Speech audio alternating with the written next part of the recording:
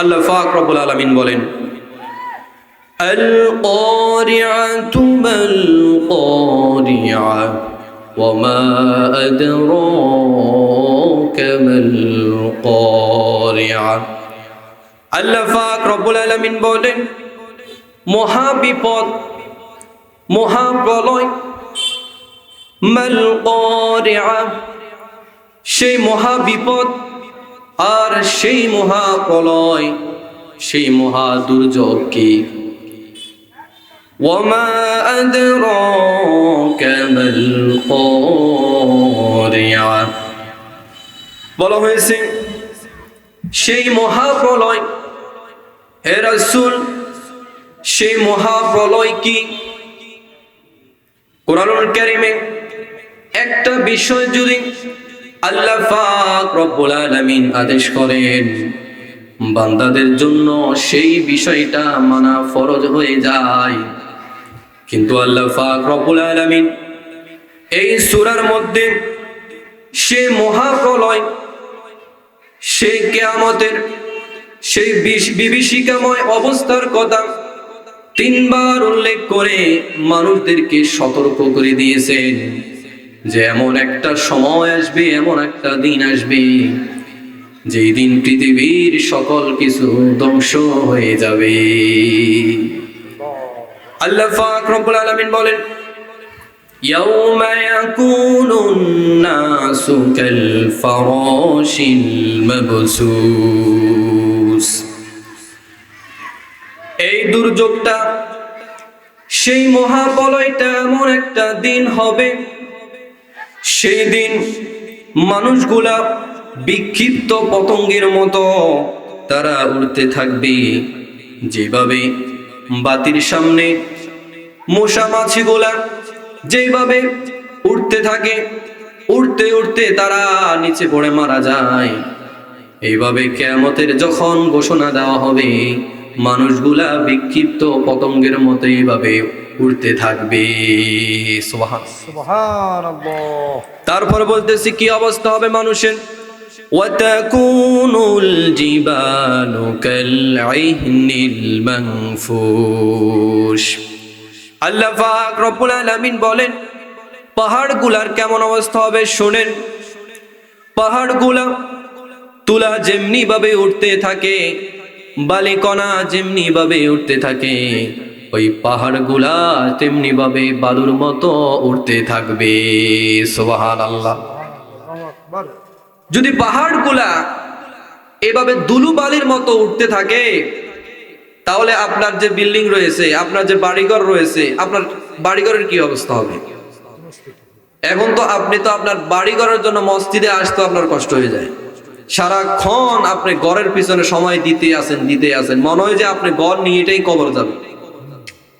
অথচ যখন ফুৎকার দেওয়া হবে, সেই কিয়ামতের বিভীষিকাময় সময় চলে আসবে, আপনার ঘর কোথায়, আপনি কোথায়, আপনার কবর কোথায়, কোন অবস্থায় আপনাকে খুঁজে পাওয়া যাবে না। কোথায় আছেন আপনি? নিচে আছেন না উপরে আছেন? সম্মানিত উপস্থিতি, এই যে একটা অবস্থা, এই কিয়ামতের অবস্থাটা তৈরি করার জন্য আল্লাহ পাক রব্বুল আলামিন হযরতে ইসরাফিল আলাইহিস সালামকে তৈরি করেছেন। ওনাকে শুধু এই একটা কাজের জন্য তৈরি করেছেন। যখন ওনাকে বানানো হয়েছে, ওনাকে আদেশ করা হয়েছে, তুমি সিংহা মুখ দিয়ে আসমানের দিকে তাকিয়ে থাকো, আরশ আজিমের মধ্যে তাকিয়ে থাকো। যখন তোমাকে অর্ডার দেওয়া হবে, সাথে সাথে বিলম্ব করা যাবে না, সাথে সাথে তুমি কিয়ামতের সেই সিংহায় ফুৎকার দিয়ে দিবে। সুবহানাল্লাহ। উনি এখনো সেই মুখের মাঝে সিংহাটা নিয়ে এখনো দাঁড়িয়ে আছে। আল্লাহ পাক রব্বুল আলামিন সেই যে সৃষ্টি করছে, সেখান থেকে আজও পর্যন্ত, এখনো এই সময় পর্যন্ত উনি সিংহা মুখে নিয়ে দাঁড়িয়ে আছে আল্লাহর ওয়ার্ডারের জন্য। কখন আল্লাহ ওয়ার্ডার দিবে, সেই ওয়ার্ডারের জন্য। সম্মানিত উপস্থিতি, ইসরাফিল আলাইহিস সালাম যখন প্রথম ফুৎকার দিবে, এই প্রথম ফুৎকারের সাথে সাথে সকল মানুষগুলা বিক্ষিপ্ত পতঙ্গের মতো উঠতে থাকবে। ছেলে মেয়ে বাবা মা তারা এক একজনকে রেখে এক এক দিকে পালিয়ে যাবে। তারা ভয়ে ভীত হয়ে যাবে যে এমন বিকট শব্দ কোত্থেকে আসতেছে। সকলে পাগলের মতো হয়ে যাবে। তারপরে যখন দ্বিতীয় ফুৎকার দিবে, দ্বিতীয় ফুৎকারের সাথে সকল মানুষগুলা মরে, সকল পাহাড়গুলা, সকল চন্দ্রগুলা, সকল সৃষ্টিকুল একসাথে মরে যাবে। মাটির নিচের যেই বাঘ, এই বাঘ উপরে চলে আসবে, আর মাটির উপরে যেই বাঘ, এই বাঘটা নিচে চলে যাবে। সুবহানাল্লাহ। মাটির উপরে কত কিছু আছে।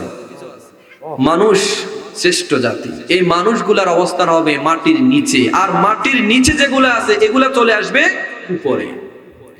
এবার আল্লাহ পাক রব্বুল আলামিনের যত সৃষ্টি রয়েছে, ফেরেশতা হতে শুরু করে সকল ফেরেশতারা মরে যাবে, সকল মানুষ মরে যাবে। দুনিয়াতে কোনো কিছু থাকবে না আল্লাহর আরশ ছাড়া, একমাত্র আল্লাহর আরশ দাঁড়িয়ে থাকবে। আল্লাহ পাক রব্বুল আলামিন ঘোষণা দিবে, এই দুনিয়ার নেতারা যারা দুনিয়ায় নেতাগিরি করতে, তোমরা মানুষের উপর অত্যাচার করতে, জুলুম করতে, আজকে তোমাদের অবস্থা কোথায়? দুনিয়ায় তোমরা কত বাহাদুরি করতে, দুনিয়ায় কত তোমরা ক্ষমতা দেখাইতে, আজকে তোমাদের ক্ষমতা কোথায়? এই পাহাড়গুলা তোমাদের অবস্থা কোথায়? এই সমুদ্রগুলা তোমাদের অবস্থা কোথায়? এই বড় বড় দুনিয়ার নেতারা তোমাদের অবস্থা কোথায়? আল্লাহ পাক রব্বুল আলামিন তারপরে ইসরাফিল আলাইহিস সালামকে জীবিত করে তাকে বলবে আরেকটা ফুৎকার দাও, কারণ ওনার দায়িত্ব 3টা ফুৎকার দেওয়া, 2টা ফুৎকার দেওয়া হয়েছে, আরেকটা ফুৎকার বাকি রয়েছে। তাকে আল্লাহ পাক রব্বুল আলামিন আবার আদেশ করবেন আরেকটা ফুৎকার দাও। ইসরাফিল আলাইহিস সালাম আবার যখন ফুৎকার দিয়ে দিবেন, সাথে সাথে যেই জায়গায় মরে পড়ে আছে, যেই মানুষ যেখানে পড়ে মরে আছে, যেখানে তাকে কবর দেওয়া হয়েছে, পৃথিবীর শুরু থেকে কিয়ামতের আগ পর্যন্ত যত মানুষ মৃত্যুবরণ করেছে, যেই হালতে যেখানে রয়েছে, সেখান থেকে ওই মানুষগুলা উঠে দাঁড়িয়ে কিয়ামতের ময়দানে দিকে হাঁটতে থাকবে। সুবহানাল্লাহ। যে জায়গায় মরে পড়ে আছে, আমরা মনে করি তো যে কবরস্থান, মনে হয় এখানে, হে আল্লাহ, এই লোকটা হেঁটে হেঁটে তাফসীরুল কোরআন মাহফিলে গিয়েছিল। সুবহানাল্লাহ। বলবে যে এই পা দিয়ে এই সরকারি হাজী বজলুর রহমান জামে মসজিদে মাহফিল হয়েছিল, আমার এই বান্দা, আপনার এই বান্দা এই পাও দিয়ে হেঁটে হেঁটে তাফসীর শুনতে গিয়েছিল। সুবহানাল্লাহ। এখন আপনি কি চান আপনার এই হাতটা আপনার পক্ষে সাক্ষী দাও? চান কিনা বলেন? তাহলে আপনাকে ভালো কাজ করতে হবে, আপনার হাত দিয়ে যেন কোনো অপরাধ না হয়। তাহলে 1 নম্বর সাক্ষী দিবে কে? আমাদের হাত এবং পাও। আমাদের বিরুদ্ধে সাক্ষী দিয়ে দিবে আমাদের চোখ। এই চোখ দিয়ে কত অপরাধ করেছ, এই চোখ দিয়ে তুমি কত বেগানা নারী দেখেছ, এই চোখ দিয়ে তুমি জিনা করেছ, ব্যভিচার করেছ, যেটা তোমার দেখার কথা ছিল না তুমি সেটা দেখেছ। আল্লাহ পাকের রব্বুল আলামিনের কাছে আমার এই চোখ আমার বিরুদ্ধে হয়ে সাক্ষ্য দিয়ে দিবে। এই জন্য চোখ দিয়েছে তার মানে এটা না আমি সব দিকে তাকামু, মুখ দিয়েছে মানে এটা না যে আমি সেই কোন জায়গায় আমি যে কথা বলবো, এই জন্য মুখ দেওয়া হয় নাই, এই জন্য চোখ দেওয়া হয় নাই যে যেই দিকে এইদিকে আমি তাকামু। বেগানা নারী মোবাইলে, ইউটিউবে, সব জায়গায় তাকানো যায় না। সম্মানিত উপস্থিতি, তাহলে আমরা আমাদের হাতটা ভালো কাজে ব্যবহার করব, পাওটা ভালো কাজে ব্যবহার করব। সম্মানিত উপস্থিতি, আবার শুন, 2 নম্বরে আমাদের বিরুদ্ধে সাক্ষী দেবে, এই সম্পর্কে আল্লাহ পাক রব্বুল আলামিন সূরা ইনফিতরের 11 নম্বর এবং 12 নম্বর আয়াতের মধ্যে জানিয়ে দেন, কিরামান কাতিবিনা ইয়ালামুনা মা তাফআলুন। আল্লাহ পাক রব্বুল আলামিন বলেন, এ বান্দা তুমি মনে করো তোমাকে আমি দুনিয়া এমনি ছেড়ে দিয়েছি, তুমি এটা মনে করো আমি তোমাকে বলতেছি কিরামান কাতিবিন, তোমার দুই কান্দে আমি দুইজন সম্মানিত লেখক, আমি তোমার দুই কান্দে দুই সম্মানিত লেখক আমি দিয়ে দিয়েছি। তারা তোমার অন্যায়, তারা তোমার ভালো সকল কিছু তারা জানে। ইয়ালামুনা মা তাফআলুন, তারা এগুলা লিপিবদ্ধ করে। এই ফেরেশতা এগুলা আমাদের বিরুদ্ধে সাক্ষী দিবে, কোন জায়গায় কি করেছি না করেছি। এই ফেরেশতারা কাল কিয়ামতের ময়দানে আমাদের বিরুদ্ধে হয়ে আল্লাহর কাছে সাক্ষ্য দিবে। আমরা মানুষ আল্লাহর কথা শুনি না, তার মানে কি ফেরেশতারা কি শুনবে না? বলেন না, শুনবে কি না? শুনবে। এই কারণে ফেরেশতারা আমাদের বিরুদ্ধে সাক্ষ্য দিয়ে দিবে। সম্মানিত উপস্থিতি, তারপরও কিছু মানুষ রয়েছে তারা এটা অস্বীকার করবে, তারা এটা মানতে চাইবে না। কাল কিয়ামতের ময়দানে ফেরেশতারা যখন বলবে আপনার এই বান্দাটা এই অপরাধ করেছিল, অমুক অপরাধ করেছিল, অমুককে মিথ্যা মামলা দিয়েছিল, অমুকে মেরেছিল, তখন ওই বান্দারা বলবে, আয় আল্লাহ আমরা তো এই অপরাধ করি নাই, আমরা তো ওই অপরাধ করি নাই, কাউকে আমরা দুনিয়ায় হত্যা করি নাই, কাউকে একটা থাপ্পড়ও দিই নাই। তারা বলবে দুনিয়ায় আমরা এই অপরাধগুলা করি নাই, আপনার ফেরেশতারা আমাদের নামে এভাবে মিথ্যা মামলা দিয়ে দিয়েছে, আল্লাহ আমরা কোনো মানুষকে হত্যা করি না। বলুন তো দেখি, আল্লাহর ফেরেশতারা কি মিথ্যা কথা বলে? তাদের মিথ্যা কথা বলার কোনো ক্ষমতা নাই, তাদেরকে আল্লাহ তাআলা এটা দেয়ই নেই। তাদেরকে যেটা আদেশ করায় তারা সেইটাই বলে, এর বাইরে কোনো কথা তারা বলে না, এর বাইরে কোনো কাজ তারা করে না, তাদেরকে সেই ক্ষমতা দেওয়া হয়নি। ফেরেশতারা যখন আমাদের বিরুদ্ধে সাক্ষ্য দিবে তখন বান্দারা অস্বীকার করবে, মানুষ অস্বীকার করবে। এই জন্য আল্লাহ পাক রব্বুল আলামিন কোরআনুল কারীমে আল্লাহ পাক রব্বুল আলামিন সূরা নিসার 85 নম্বর আয়াতের মধ্যে বলতেছে, মান ইয়াশফা শাফাআতান হাসানাতান ইয়াকুল লাহু নাসীবুম মিনহা। আল্লাহ পাক রব্বুল আলামিন বলেন, ওয়া মান ইয়াশফা শাফাআতান হাসানাতান ইয়াকুল লাহু কিফলুম মিনহা।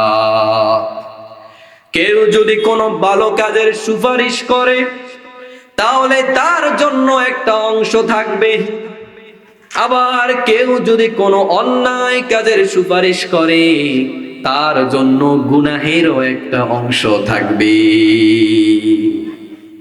আপনি একজন মানুষকে সাপোর্ট দিয়েছেন, অথবা আপনি ওই ব্যক্তিকে সাপোর্ট দিয়ে ভোট দিয়ে তাকে নেতা বানিয়ে দিয়েছেন, ওই নেতা সে নামাজ কায়েমের পক্ষে সংসদে কথা বলেছে, ওই কথা বলার কারণে সংসদে নামাজের বিল পাস হয়ে গেছে। এই বিল পাস হওয়ার কারণে আপনি যে তাকে একটা সুপারিশ করে একটা ভোট দিয়েছেন, এটার কারণে যত মানুষ নামাজ আদায় করবে প্রত্যেকটা মানুষের একটা সওয়াবের অংশ আপনার আমলনামায় যোগ হয়ে যাবে। আর আপনি যদি একজন খারাপ লোক, একজন নাস্তিক, একটা বদমাইশ লোক, চরিত্রহীন লোক, লম্পট, সাদাবাজ, তারপরে মানুষের সম্পদ আত্মসাৎকারী, দুর্নীতিবাজকে আপনি সাপোর্ট দেন, ওই দুর্নীতিবাজ যত দুর্নীতি করবে, যত অপরাধ করবে, সাদাবাজি করবে, মানুষকে মারবে, হামলা করবে, মামলা করবে, সকল অপরাধের এক একটা গুনাহ আপনি না করার কারণে আপনার আমলনামায় যোগ করে দিবেন তিনি কে? আপনি অপরাধ করেন না, আপনি ভালো মানুষ, আপনি ঘরে শুয়ে আছেন, আপনার যে নেতাকে আপনি ভোট দিয়ে নির্বাচিত করেছেন সে যায় আরেকজনের পাও ভেঙে দিয়েছে, আরেকজনকে হত্যা করে ফেলছে, আপনি তো করেন নাই, কিন্তু যেহেতু সাপোর্ট দিয়েছেন, নেতার পিছনে স্লোগানও দেন, আবার কিছু হাদিয়া তোপাও নেন, তো এই কারণে আপনার আমলনামায় সেটা কি হবে, যোগ হয়ে যাবে। এই কারণে সামনে ভোট, একটু সাবধান। কোন খারাপ লোক, বেনামাজি, সুদখোর, সাদাবাজ এদেরকে যদি সাপোর্ট করেন, আপনার জন্য জাহান্নামে যাওয়ার জন্য এই একটাই আপনার সুপারিশে যথেষ্ট। আপনার সাদাবাজি করেন না, ভালো মানুষ, নামাজ কালাম পড়েন, দাড়ি টুপিও আছে, কিন্তু যারা সাপোর্ট করছেন, যারা ভোট দিচ্ছেন, সে তো দুর্নীতি সাদাবাজি করে। তো এই আয়াত হিসাবে আপনার আমলনামায় আল্লাহ পাক রব্বুল আলামিন তার ওই গুনাহগুলা এক একটা অংশ আপনার আমলনামায় পৌঁছায় দিবে। এই কারণে সামনে নির্বাচন আসতেছে, তো একটু সাবধানে মাথা খাড়াই। সমাজের লোকগুলা কোনগুলা ভালো আপনি জানেন, কোন নেতাটা ভালো আপনি জানেন, তাদেরকে সিলেকশন করবেন। না হলে এইটাই আপনার জাহান্নামে যাওয়ার জন্য, আপনার আর অন্য কিছু লাগবে না। তাহলে কিরমান কাতিবিন, সম্মানিত দুজন ফেরেশতা আমাদের বিরুদ্ধে হয়ে কি দিবে, সাক্ষ্য দিবে। সম্মানিত উপস্থিতি, আবার আসুন 3 নম্বরে আমাদের বিরুদ্ধে সাক্ষ্য দিবে কে, এই সম্পর্কে আল্লাহ পাক রব্বুল আলামিন সূরা বনী ইসরাঈলের 14 নং আয়াতের মধ্যে জানিয়ে দেন, ইকরা কিতাবাকা কাফা বিনাফসিকাল ইয়াউমা আলাইকা হাসিবা। আল্লাহ পাক রব্বুল আলামিন বলেন 3 নম্বরে মানুষের বিরুদ্ধে সাক্ষী দিবে যেই ফেরেশতারা কিরামান কাতিবিন, যে সম্মানিত দুইজন লেখক দুই কান্দে বসে যে 2টা বই লিখেছিল। কি লিখেছিল?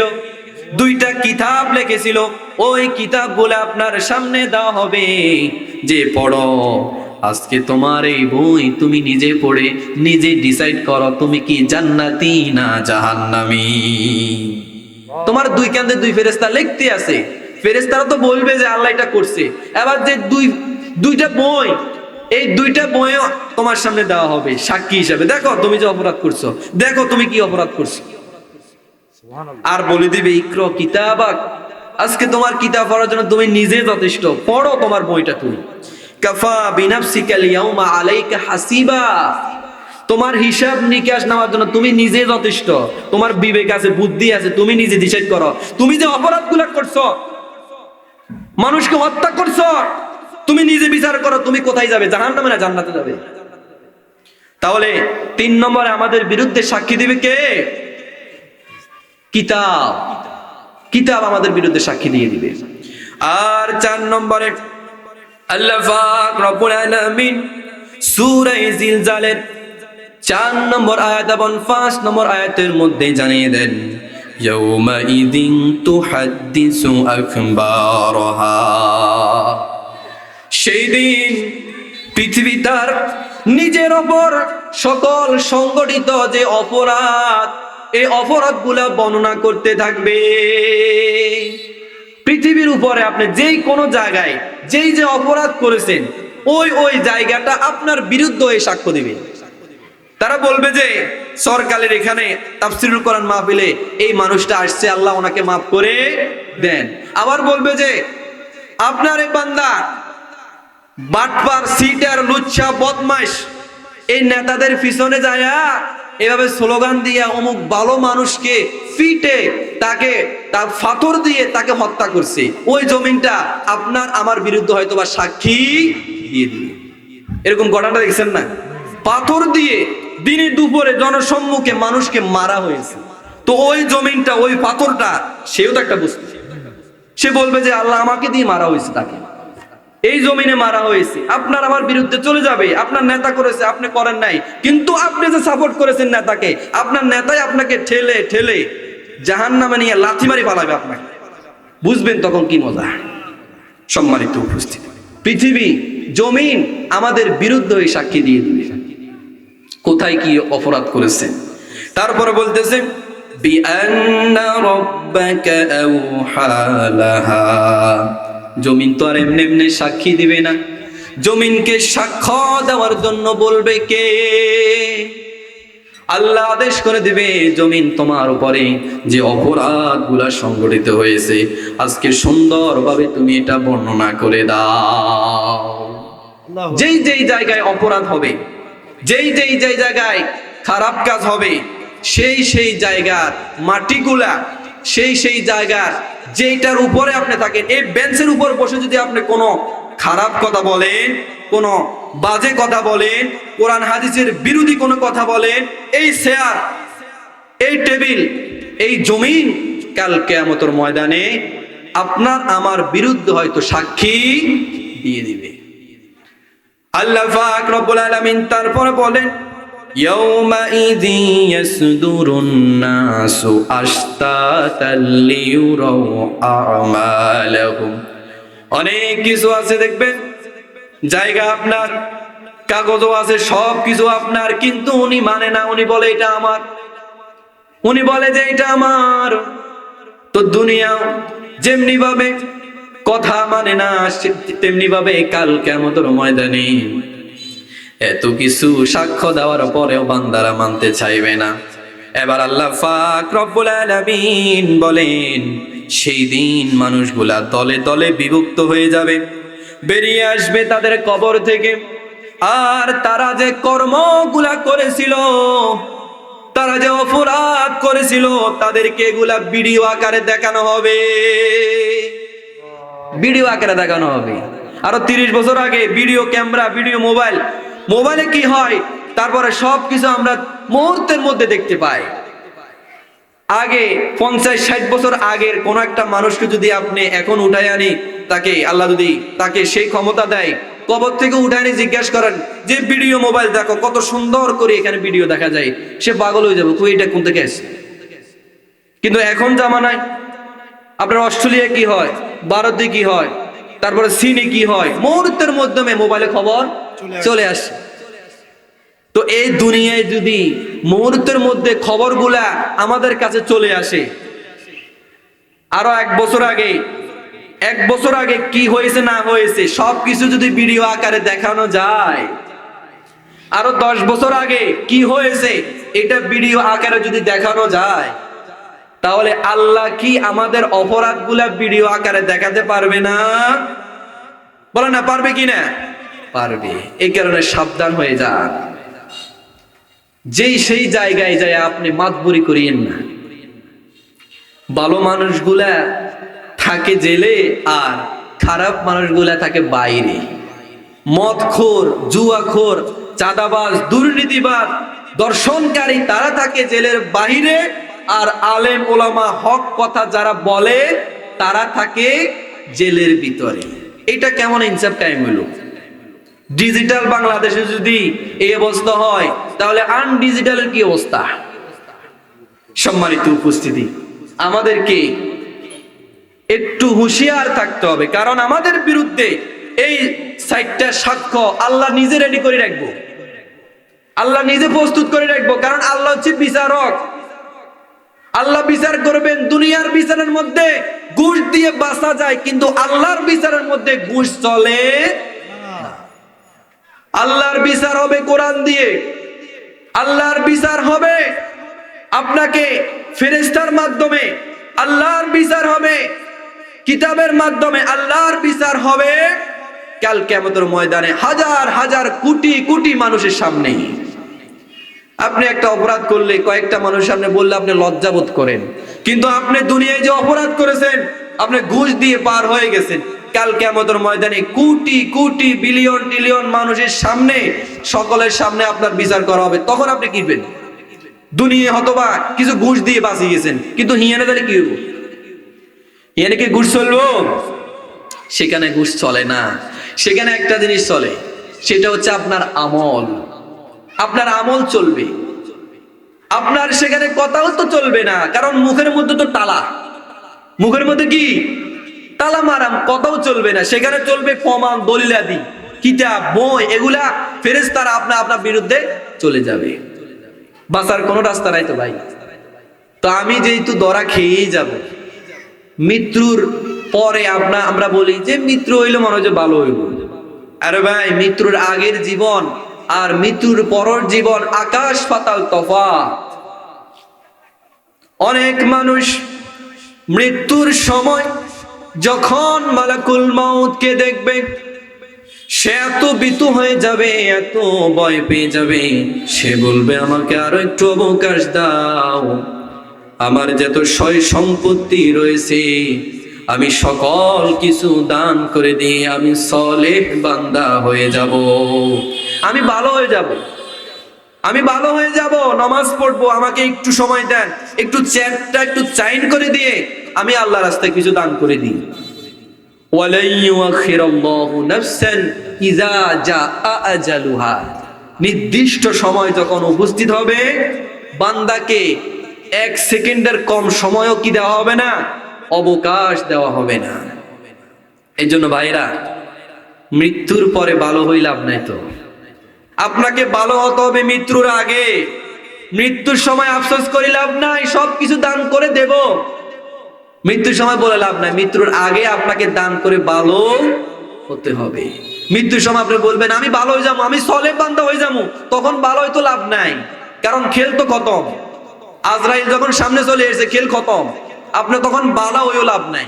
এই কারণে আজরাইল আসার আগে, আপনি মরার আগে আপনাকে এখন ভালো হতে হবে, এখান থেকে ভালো হতে হবে। আজকে তাফসীরুল কোরআন মাহফিলের মধ্যে আপনি এখানে সাক্ষ্য দিতে হবে, আজ থেকে আমি কোনো অন্যায় খারাপ কাজে লিপ্ত হব, আমি কোনো নামাজ নষ্ট করব না, আমি কোনো অন্যায় অপরাধের সাথে জড়াবো না, 200 টাকা 300 টাকার জন্য আমার আমানত বোর্ডটা কোনো জালেম, কোনো লুচ্ছা, কোনো বদমাইশকে আমি দিব। এখন সিদ্ধান্ত এখন করেন। হয়তোবা আপনার ভোটের কারণে সংসদে কোরআন যাবে, হয়তোবা আপনার ভোট না দেওয়ার কারণে সংসদে কোরআন যাবে না। আপনি চিন্তা করেন, কোরআন আইন অনুযায়ী আপনি নিজের জীবন গঠন করবেন, নাকি দুর্নীতিবাজ, রাহাজারিবাজ যারা নিজেরা আইন তৈরি করে আবার নিজেরা ভঙ্গও করে, মানে আইন তৈরি করছে জনগণের জন্য, ওনারা কোনো অপরাধ করলে ওনাদের কোনো ফাঁসি, কোনো রায় হয়। এই কারণে বলি, আমরা আমাদের আমানত, ভোট একটা আমানত বিষয়, এটা আপনি কোথায় দিবেন আপনি সিলেক্ট করবেন। একজন ভালো মানুষকে দিবেন যে কোরআনের কথা বলবে, হাদিসের কথা বলবে, আলেম ওলামাকে সম্মান করবে, তাদেরকে ভোট দিবেন। আমি কোন দল মেনশন করব, আপনার কাছে যে লোকটা ভালো মনে হয় তাকে দিবেন। আমি কেন দলের কথা বলবো? আমরা মুসলমান তো একই দল, মুসলমানের দল তো একটা। যখন আপনি কালিমা পড়েছেন আপনার আমার দল একটাই হয়ে গেছে, আমাদের সকলের দল একটা, রাসূলের দল। রাসূলের দল কার? আমাদের সকলের। এখানে আমি কেন বলবো যে অমুকের ভোট দেন? কি দরকার আছে? আমরা তো মুসলমান, এটা তো বলার দরকার বিধর্মীদেরকে, তাদেরকে বলা দরকার আমাদের দিকে আনার জন্য। সম্মানিত উপস্থিতি, তো আমরা একটু সতর্ক হই। আপনার এই হাত অথবা ইসলামের পক্ষে হবে, অথবা আপনার এই হাত ইসলামের বিপক্ষে হবে।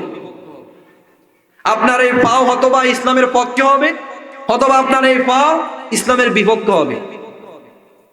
এই মাটি চরকালির মাটি, হয়তোবা আজকে আপনার পক্ষে হবে, হয়তোবা আপনার কি হবে, বিপক্ষে হবে। এই জন্য বলি ভাই, এই দুইটা জিনিস যদি আমাদের বিপক্ষে চলে যায় না, তাহলে বাঁচার কোনো রাস্তা নাই, তো বাঁচার কোনো রাস্তা নাই। আমি আপনাকে ফিডে মেরে কোনোভাবে আপনাকে হেদায়েত দিতে পারবো না, শাসন করে কোনোভাবে আপনাকে হেদায়েত দিতে পারবো না। আল্লাহ রসুল পারে নাই তো, আল্লাহ রসুল হেদায়েত দিতে পারে নাই তো। আল্লাহ রসুল সাল্লাল্লাহু আলাইহি সাল্লামকে আল্লাহ আদেশ করতেছে, ফাযাক্কির, হে রাসূল আপনি উপদেশ দেন, মানুষকে বুঝান। ইন্নামা আনতা মুযাক্কির, আপনি হচ্ছেন মাত্র উপদেশ দাতা। আপনি হচ্ছেন কি? উপদেশ দাতা, আপনি উপদেশ দেন। ইন্নামা আনতা মুযাক্কির লাস্তা আলাইহিম বিমুসাইতির, আপনাকে আমি দারোগা করে বানাই পাঠাই নাই, আপনাকে আমি রক্ষক করে পাঠাই নাই যে আপনি মানুষদেরকে পিটে পিটে আপনি হেদায়েত দিবেন, মানুষদেরকে দৌড়ে দৌড়ে এনে মসজিদে ভর্তি করাবেন। এই দায়িত্ব আপনাকে আমি দেই নাই। ফাযাক্কির, উপদেশ দেন। ফায়ুআযিবুহুল্লাহুল আযাবাল আকবার, আপনি উপদেশ দেন, যারা উপদেশ গ্রহণ করবে তারা তো ভালো, আর যারা উপদেশ গ্রহণ করবে না, ফায়ুআযিবুহুল্লাহুল আযাবাল আকবার, তাদেরকে সেই ভয়ঙ্কর আযাব, তাদেরকে সেই ভয়ঙ্কর শাস্তি থেকে তাদেরকে সতর্ক করুন, তাদেরকে জানিয়ে দেন, এরে ভাই সময় আছে, ভালো হয়ে যাও, আল্লাহর পথে ফিরে আসো, না সেই আল্লাহর ভয়াবহ আযাব তোমার জন্য অপেক্ষা করতেছে। তাকে আযাবের ভয় দেখান, ঘোষণা করেন ইন্না আযাবি লাশাদীদ, কারণ আল্লাহর আযাব খুবই ভয়ঙ্কর, আল্লাহর আযাব খুবই ভয়ঙ্কর। কয়েক সেকেন্ডের ভূমিকম্পে মানুষের অবস্থা খারাপ, তাহলে চিন্তা করেন যদি 10 মিনিট ভূমিকম্প হইতো তাহলে আমাদের একজনকে খুঁজে পাওয়া যাইতো না। 10 তলার বিল্ডিং এর মালিক, ওনাকে ফোন দিয়েও নিচে নামানো যায় না, আর উনি এখন সামান্য কয়েক সেকেন্ডের ভূমিকম্পের সাথে উনি 10 তলা বিল্ডিং তুই নিচে চলে গেছে, উনি থাকতে পারেন না কয়েক সেকেন্ডের ভূমিকম্প। আর আমরা এত ক্ষমতাশালী মনে করি নিজেকে, এত বাহাদুর মনে করি, মনে হয় যে আমি তো একটা কিছু, অথচ সামান্য ভূমিকম্প উনি সহ্য করতে পারেন না। সামান্য ভূমিকম্পের লগে গদ দুয়ার ছাড়ি বাড়ি গেছে। সম্মানিত উপস্থিতি, ক্ষমতা আপনি আমার সাথে খাটান, দুনিয়ার মানুষের সাথে খাটান, কোনো সমস্যা নেই, কিন্তু আল্লাহর সাথে খাটাইয়েন না, কারণ আল্লাহর সাথে ক্ষমতা খাটাই কেউ বাঁচতে পারে। ইন্না আযাবি লাশাদীদ, আল্লাহর আযাব খুবই ভয়ঙ্কর, যে আযাব থেকে কেউ বাঁচতে পারবে না। একজন মানুষ, তাকে বলা হবে আমি আজকে তোমাকে আমার রহমতের দ্বারা জান্নাত দিয়ে দিলাম। সেই লোকটা বলবে আয় আল্লাহ, আমি দুনিয়ায় কত নেক আমল করেছি, দুনিয়ায় কত ভালো আমল করেছি, আজকে আমি আপনার দয়ায় কেন আমি জান্নাতে যাব? আপনি যে আমল করেছি, আপনি সে আমলের কারণে আমাকে জান্নাত দিবেন, কেন আমি আজকে আপনার দয়ায় জান্নাতে যাব? আল্লাহ পাক রব্বুল আলামিন সে বান্দাকে বলবে ওই ফেরেশতারা, এই বান্দাকে জাহান্নামের পাশ থেকে একটু ঘুরাইয়া আসো। কি বলবে? জাহান্নামের পাশ থেকে একটু ঘুরাই নিয়ে আসো। ওই ব্যক্তি যখন জাহান্নামের পাশ দিয়ে যাবে, জাহান্নামের সেই ভয়ঙ্কর আযাবের সে আগুনের লেলিহার কারণে তার শরীর ঘামতে থাকবে, ওই শরীর শুকিয়ে যাবে, তার গলা শুকিয়ে যাবে, মনে হবে যে তার জানটা বেরিয়ে যাবে। এমন সময় ফেরেশতাকে বলবে আই ফেরেশতা, তুমি আমাকে একটু পানি দাও। ফেরেশতা বলবে এখানে তো পানি দিলে পানির বিনিময়ে কিছু দিতে হবে। তখন বলবে আমার জীবনের অর্ধেক হায়াত তোমাকে দিয়ে দিলাম, এর বিনিময়ে আমাকে একটু পানি দাও। জীবনের অর্ধেক হায়াত দিয়ে দিবে। 1 গ্লাস পানি খাওয়ার পরে ওই বান্দা আবার হাঁটতে থাকবে। যখন আরেক পাশ দিয়ে ঘুরে আসবে, এবার ওই লোকের আবার আগের অবস্থা, একদম গলা শুকিয়ে কাঠ হয়ে যাবে, শরীর জিলফা কুকুরের মতো বাড়িয়ে যাবে। এবার বলবে আমাকে আরেকটু পানি দাও। কি বলবে? আমাকে আরেকটু পানি দাও। বলবে যে এমনি তো হবে না, তুমি পানির বিনিময়ে কি দিবে আমাকে? পানির বিনিময় কি দিবে আমাকে? বলবে যে আমার জীবনের যে অর্ধেক যে নেক আছে এগুলো তুমি লই যাও, আমাকে একটু কি পানি দাও, আমি জানটা বাঁচাই। এবার ওই ফেরেশতা তাকে পানি দিবে, এই পানির বিনিময়ে তার জীবনের যে অর্ধেক যে নেক আমল রয়েছে এই নেক আমল গুলা দিয়ে দেওয়া হবে। ওই পানিগুলা খাওয়ার পরে সে যখন আগের জায়গায় ফিরে আসবে, ফিরে আসার সাথে সাথে তার গলা আবার শুকিয়ে যাবে, শুকিয়ে কাঠ হয়ে যাবে। এবার আল্লাহ বলবে আয় বান্দা, তুমি তো অনেক আমলের বাহাদুরি করেছিলাম, আজ দেখো 2 গ্লাস পানির বিনিময় তোমার জীবনের সকল নেক আমল শেষ হয়ে গেছে। আয় বান্দা, দুনিয়ায় তুমি কত পানি খেয়েছো, কত লিটার পানি খেয়েছো, কত সুস্বাদু খাবার তোমাকে আমি খাওয়াইছি, কত পানি তুমি অপচয় করেছো, কত পানি তুমি গোসল করেছো, এই পানিগুলা তুমি নষ্ট করেছো।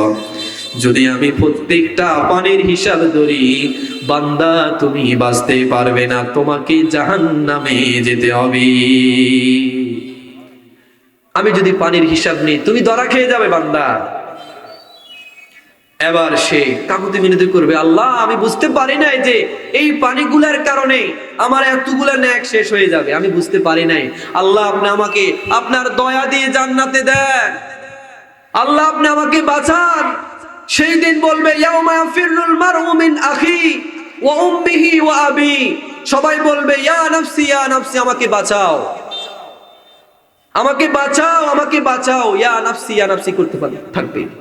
ইয়াউমা ইয়াফিরুল মারউ মিন আখি, সেই দিন আপনার ভাই আপনাকে দেখে পলায়ন করবে। আপনার ভাই, কলিজার ভাই, যেই ভাইকে কেউ একজন থাপ্পড় দিয়েছে, আমি যাইয়া পারি না তাকে হত্যা করি, জান দিয়ে ফেলি আমার ভাইয়ের জন্য। সেই ভাই বলবে আমি তোমাকে চিনি না। কি বলবে? আমি তোমাকে চিনি না, আমার কোনো ভাই নাই। এবার বলবে ওয়া উম্মিহি ওয়া আবি, পিতা মাতা তার বাবাকে যখন বলবে আয় বাবা তুমি তো দুনিয়া আমার বাবা ছিল, আমাকে আজকে বাঁচাও, তখন বাবা বলবে দুনিয়ায় আমি বিয়ে শাদী করি না, আমি কি তোমাকে বাঁচাবো? আমি তো দুনিয়ায় বিয়ে শাদী করি না। কোথায় বাবা? কে? আমি তোমাকে চিনি না, আমি তোমাকে চিনি না। এবার ওই লোকটা ওয়া সাহিবাতিহি ওয়া বানিহি, তার প্রিয় স্ত্রী, জানের জান, কলিজার টুকরা, জানে জিগর, তার কাছে যায় বলবে আমার স্ত্রী আজকে তুমি আমাকে একটু নেক দিয়ে সাহায্য করো। কিন্তু প্রিয়তমা স্ত্রী বলবে দুনিয়ায় তো আমার বিয়ে হয় নাই, আর তুমি কে? তোমাকে আমি চিনি না। স্ত্রী বলবে তুমি কে? তুমি কোত্থেকে আসছো? আমি নিজে বাঁচি না, আমি নিজে আছি পেরেশানির মধ্যে, তোমাকে আমি কি নাক দিব? তোমাকে আমি চিনি না, আমার দুনিয়ায় বিবাহ শাদী হয় নাই। প্রিয়তমা স্ত্রী এই কথা বলবে, আর বলবে আপনার প্রিয় সন্তান, যেই সন্তানের জন্য জান কুরবান হয়ে যায়, যেই সন্তানের জন্য এমন কোনো কাজ নাই করতে রাজি হয় নাই, আপনার প্রিয় সন্তান, আপনার মেয়েটা আপনাকে অস্বীকার করবে, বলবে আমার বাবাকে আমি চিনি না। তাহলে আপনি কি করবেন বলেন? লিকুল্লি ইমরিইম মিনহুম ইয়াউমাইযিন শা'নুন ইউগনি, কেউ আপনাকে পরিচয় দিবে না, আপনাকে একা একা আল্লাহর কাছে যেতে হবে। আর যেহেতু একা একাই যেতে হবে, ভাইরা নিজের জন্য বাঁচুন, নিজে নেক আমল করুন, আল্লাহর জন্য কাজ করুন। আর আপনার নেক আমল কাল কিয়ামতের ময়দানে আপনাকে আমাকে বাঁচাবে। সম্মানিত উপস্থিতি, আমরা কাল কিয়ামতের ময়দানে 60টা সাক্ষীর কথা বলেছি। আল্লাহ পাক রব্বুল আলামিন এই সাক্ষীগুলো যেন আমাদের পক্ষে হয়, আমাদের বিপক্ষে যেন না হয়। আল্লাহ কবুল করুক। ওয়া আখির দাওয়াত।